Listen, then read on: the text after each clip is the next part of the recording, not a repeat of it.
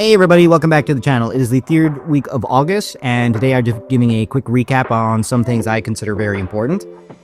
I'm going to start off with some positive stuff because I have something I need to rant about. But before I start that and go on a tangent, let's talk about the positive things. For one, I'm super excited to learn that we're getting one, but three Frankenstein movies. Okay, I'm a bit on the fence about the fact that there are three coming out. It's, in my opinion, a bit of a risky move because, first of all, one's made by Guillermo del Toro, awesome director, one of my personal favorites. Another is made by Radu Jude, not too sure about what he's done, but it's featuring Sebastian Stan from Winter Soldier fame as Frankenstein. And then we're getting one by Maggie Gyllenhaal. Not too sure about her work, but it's actually more about The Bride, which is the female monster made by Dr. Frankenstein for his first creation. So, here's some stuff that I'm actually looking forward to. Oh, actually, now that I'm reading about it, we're getting a TV series based on Mel Brooks' Young Frankenstein called Very Young Frankenstein. That could be either really funny or really bad because, if I look back, the humor on Young Frankenstein is somewhat dated.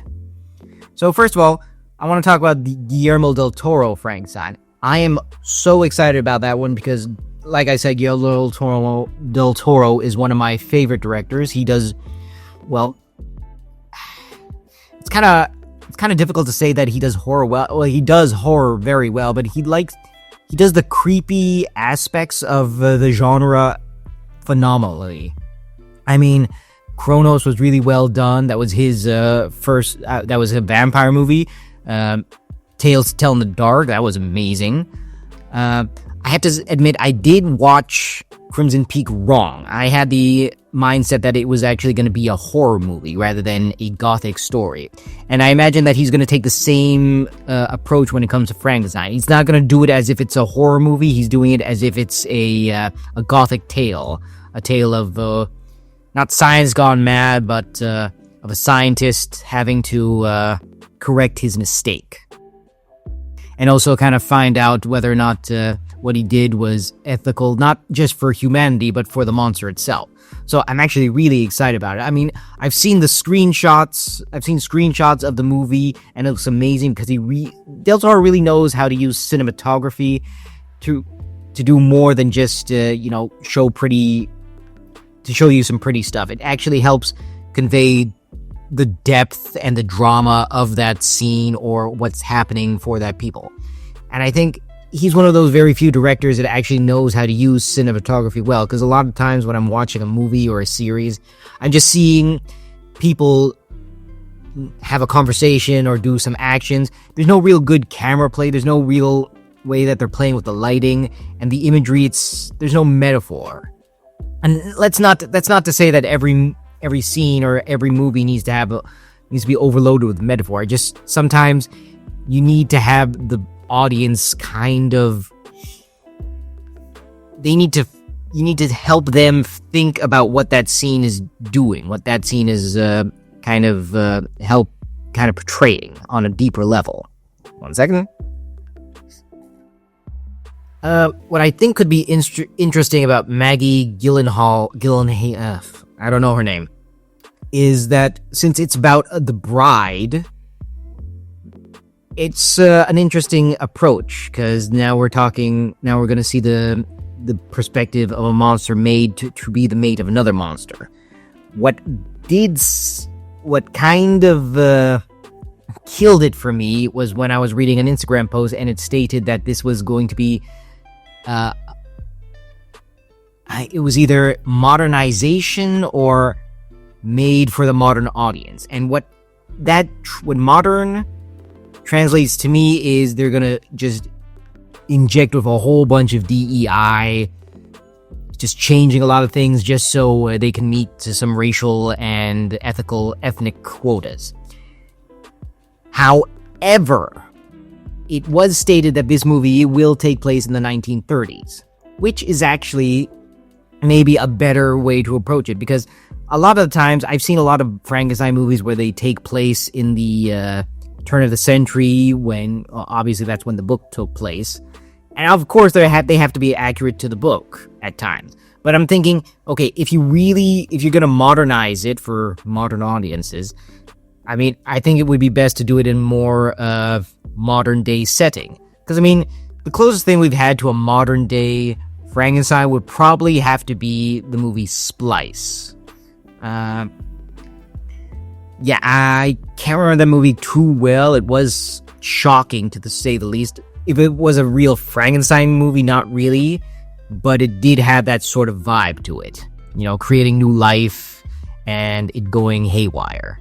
On another note, the trailer for Season 2 of Fallout came out, and I am really gung-ho about that. I was skeptical about the first season, but after I saw it, it was good. I mean, Walter Goggins is a phenomenal character actor. He did the Ghoul very well, and I'm so excited about the second season. Now, it's going to draw them towards New Vegas, and maybe they'll talk more about... Obviously, we're going to find out more about Vault-Tec and all the other...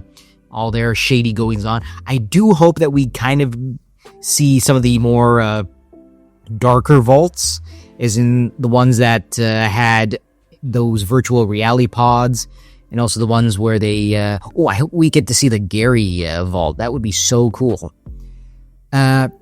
Also, here is now where I'm gonna go on a rant, because I feel like I'm pretty angry about this. Well, not angry, I'm just exhausted. I'm exhausted. For one, this may be a bit of on a more of a positive note, but we are getting another Pirates of the Caribbean movie.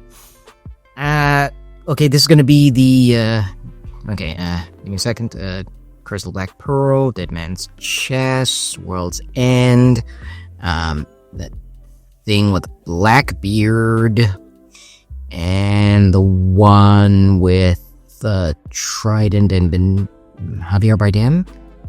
Okay, we've had 5. This is going to be, I think, 6. So, when they announced that, I was kind of hoping that we'd see a whole bunch of new characters. I did read an article that it was going to feature the historic pirate Anne Bonny, or Anne Bonnery.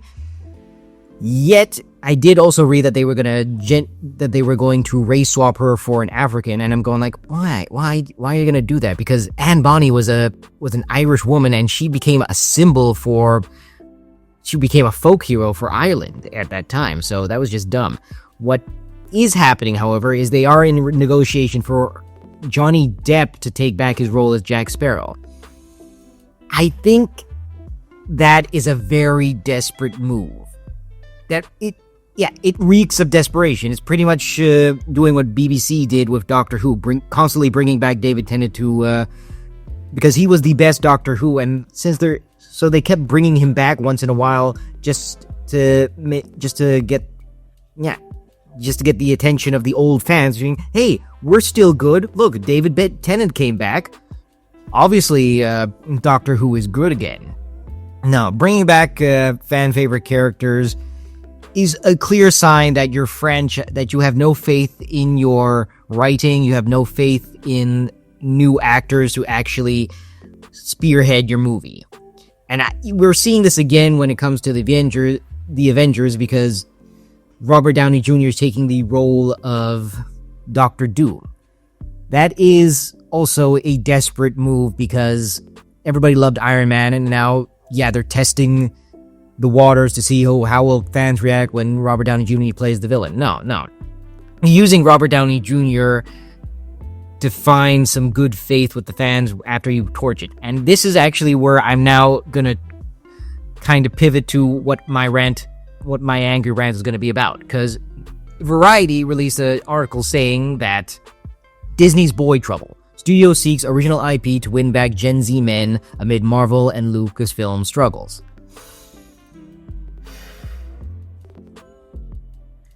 You bought Marvel and Lucasfilm to cater to the male demographic. If you want... Oh my god, it's so dumb. It's so dumb. Let's be honest. Disney has always been somewhat of a girl brand.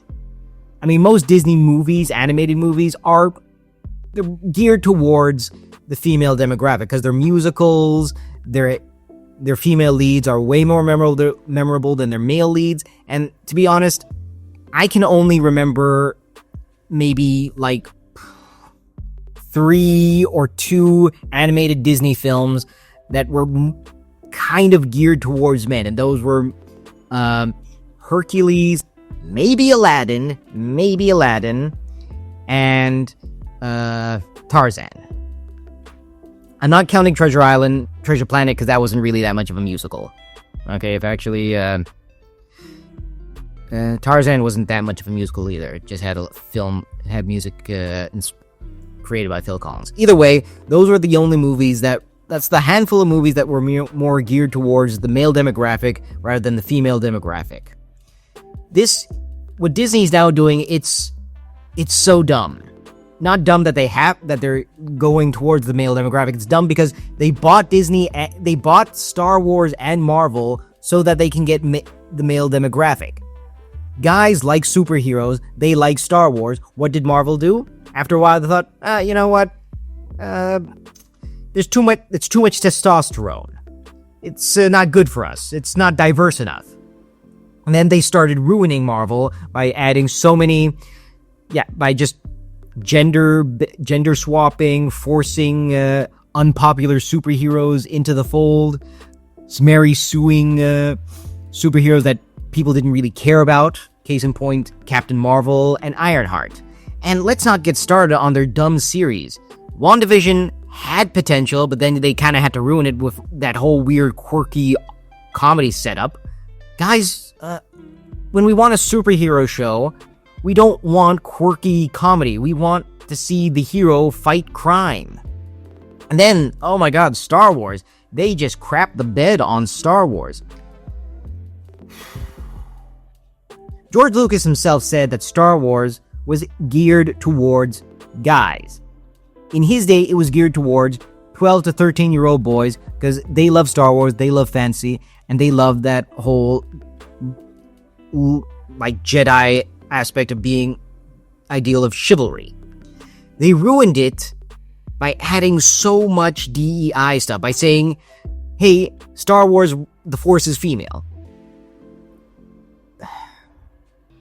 You lost so much of your audience when you decided that you wanted to have Sharmeen Abdi-Chinoy, a Pakistani-Canadian journalist who mostly does documentaries, commentary, to do a Star Wars movie. She said, quote,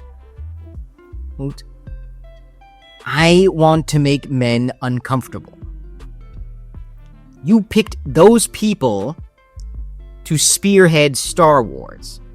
You picked Kathleen Kennedy to head Lucasfilm. You should have picked Dave Filoni. Now you can't anymore because I believe that if he had spearheaded Lucasfilm, if you gave Star Wars to him, he would have done it so much better. But now you can't anymore. Now he can't anymore because then he'll be labeled as a misogynist, in my opinion. I don't think Disney can recover from this, or it's going to take them a long time to do so.